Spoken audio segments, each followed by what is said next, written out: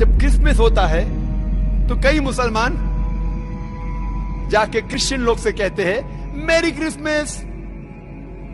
آپ کو پتا ہے جب آپ میری کرسمس کہتے تو کیا کر رہے؟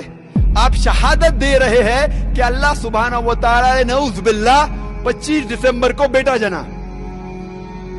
اور کہتے ہیں کہ رحمان بیٹا رکھتا ہے، وہ پاک ہے، اس کے نہ بیٹا ہے نہ بیٹی، بلکہ جن کو یہ لوگ اس کے بیٹے بیٹیاں سمجھتے ہیں وہ اس کے عزت والے بنتے ہیں.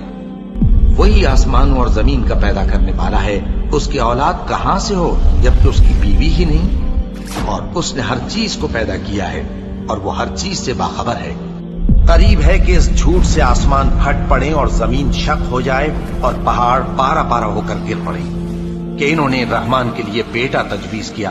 اور رحمان کو شایع نہیں کہ کسی کو بیٹا بنائے. ہر شخص جو آسمانوں اور زمین میں ہے رحمان کے روبرو بطور بندہ ہی آئے گا.